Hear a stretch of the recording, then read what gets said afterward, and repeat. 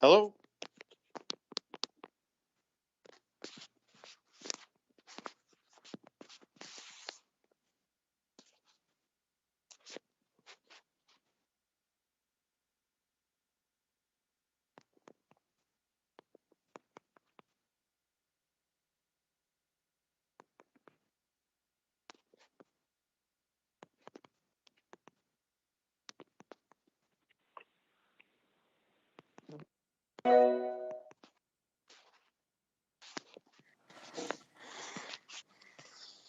Okay, test. Can you hear me now? Yeah, I can hear you. Mr. Leeton? Mr. Owen? Can you hear me? Yes, I can hear you, Mr. Leeton. Mr. Owen? Okay, We have a quorum. okay. We're going to go ahead and call the meeting to order. Madam Clerk, would you call the roll, please? This is Steve Owen. Thank you. Mr. Leeton? Here? Mr. Owen? Here. Mr. Eckert? Here. Mrs. Roth? Here. Mayor, we have a quorum present.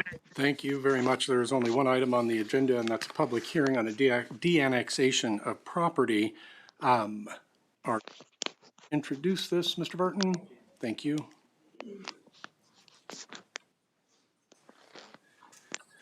Good evening. Thank you for everyone attending on this special meeting. What it is as annexation of the Bain property that we had annexed and had crossed the agreeable boundary with the city of Olathe on unintentionally. So to correct that immediately, this is the first meeting after publication that we could do that in the quickest time frame, so we called a special meeting. And this would be ordinance 2021. Glenda? 17. De-annexation of the Bain property. All right, we will go ahead and open the public hearing. Mr. Morris, you have signed up to speak. You have the floor, sir.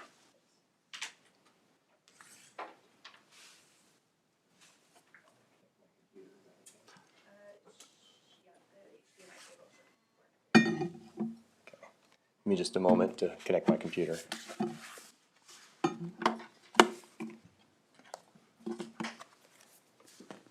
What are you planning on showing, Mr. Morse? Just a few slides Of what? of information that I was able to gather Okay, publicly. so no likenesses of anybody, no video, audio, anything like that? No, I don't even Okay, have a single all right, image. very good.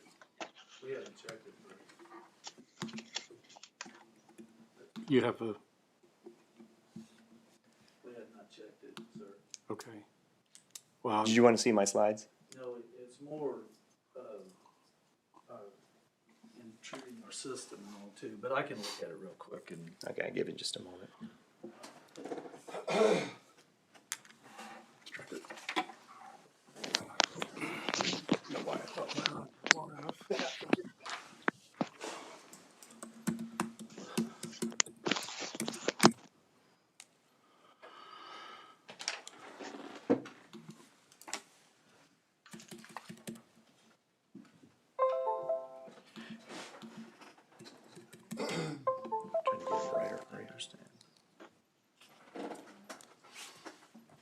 There's just no pictures of anyone on there. No. I don't know. There we go. That's it. Okay, there's no pictures on there. I thought that was your virus scan. Well, it will kick you out of the system maybe, so we'll see.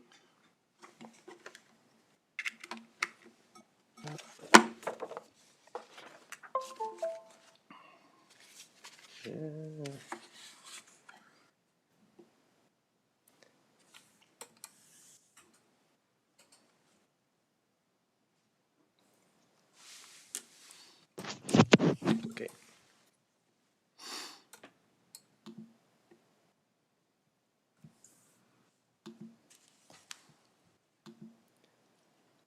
Now we're going. Thank you. And sorry for the delay there. All right, I would like to address the council regarding the matter tonight of the de-annexation of the 80 acres near 185th and Ridgeview. And I want to do so within the framework of governmental transparency and accountability to the citizens and to area residents. I appreciate that everyone on the city council, you guys are essentially volunteers, and you serve because you care about this community and its future. There's no pension at the end of your service. There's not an Oval Office. I don't think there's a city car you get to drive. But you invest your time and your energy because you care about the community and you want to make a positive difference. And that's the reason you guys serve.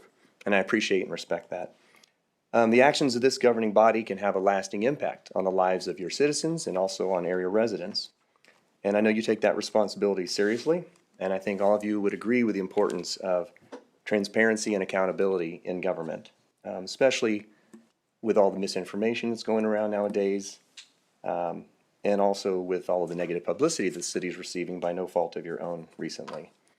That said, the citizens have a right to know when things go wrong, to avoid repeating mistakes in the future, and to hold those responsible accountable to an appropriate degree, whether they're members of the governing body, the city staff, or outside counsel. With that, I'd like to walk through a few slides that I've put together, trying to document what I think is the timeline. March 25th, the City Council approved Lathrop GPM as the outside counsel to provide legal defense to the city and the city administrator.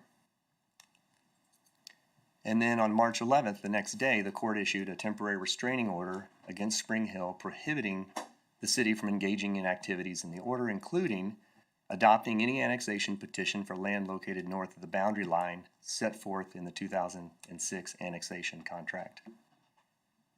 That agreement, or that restraining order, that injunction and stay, was reaffirmed on July 30th by the appellate court as this case makes its way probably eventually to the Kansas Supreme Court.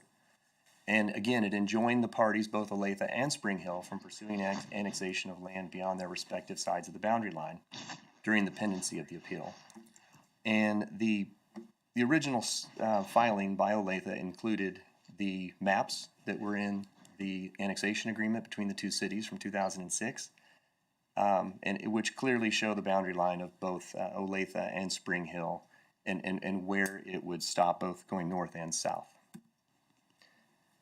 And so after the city hired Lathrop GPM to defend against this litigation, there's been, every month, Lathrop has billed the city for their services, and the city council has approved those payments, and with each line item it says annexation litigation. So I think, at least among the council, there was a pretty high level of awareness of this litigation that was going on. And to date, the outside firm has billed the city almost $100,000 for their service. So on 10/14, I spoke to this council regarding the annexation proposal and petition. I did not know about this lawsuit at the time, or of course I would have mentioned it. And the annexation was to make way for a development proposal by Clayton Properties, which was inconsistent with the city's comprehensive plan and the guiding principles, and it was highly incompatible with the surrounding properties, which is why me and my neighbors were in opposition to that. It was proposing about 350 residences on 80 acres, which is over quadruple the density of the surrounding homes and properties.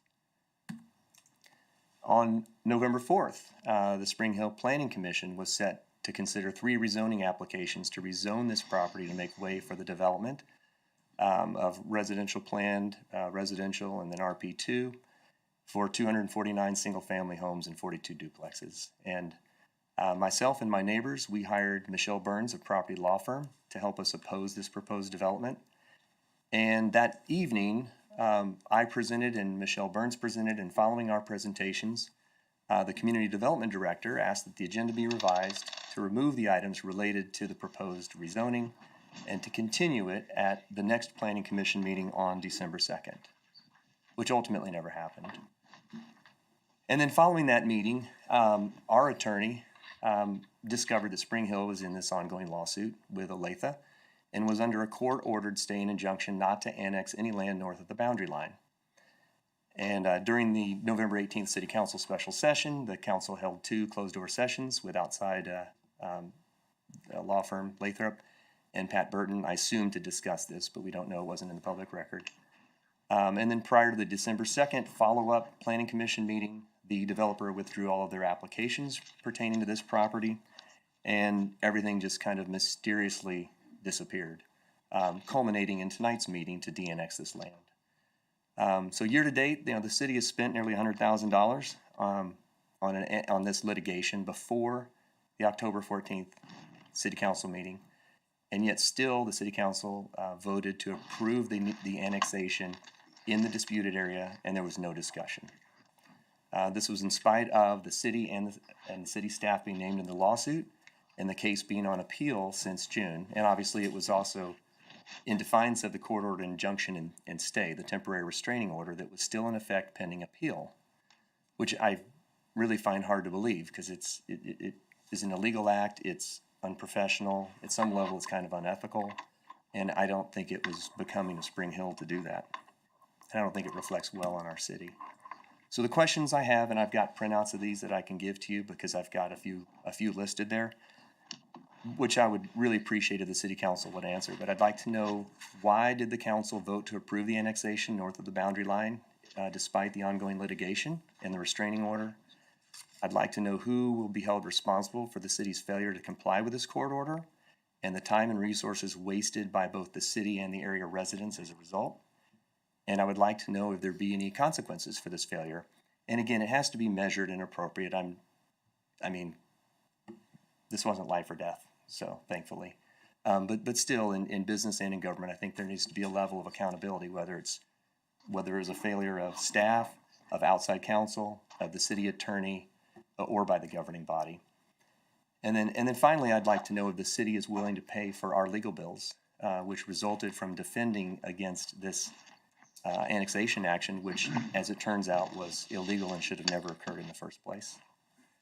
So that's the conclusion. Would you guys like copies of my questions? If we'd leave a copy for the clerk for the record, Okay. please. That's all I have. Thank you. All right, thank you very much. The floor remains open. Hearing none, we will go ahead and close the public hearing. And our one and only formal action item to be consideration of approval of ordinance for de-annexation. This is ordinance 2021-17. Mr. Mayor, I move to approve the ordinance for de-annexation, ordinance number 2021-17. Second? We have a motion and a second. Is there any discussion? If not, all those in favor? Aye. Aye. Aye. Motion carries 4-0-0. That is all we have on this agenda. Mayor, I'm sorry. I believe is a roll call vote. It's an ordinance. Oh, I'm sorry. Of course, yes. Sure. Madam Clerk, would you please call the roll? Well, this is unique. We've never had a de-annexation during my tenure. I vote on annexations. I would presume I vote on de-annexations? Yeah, I suppose if you, yeah, I'm sorry. Yeah, I would say Okay. go to annexation. Madam Clerk, would you call the roll of the governing body, please? Mr. Leeton, Yes. Mr. Eckert, Yes. Mr. Owen, Yes.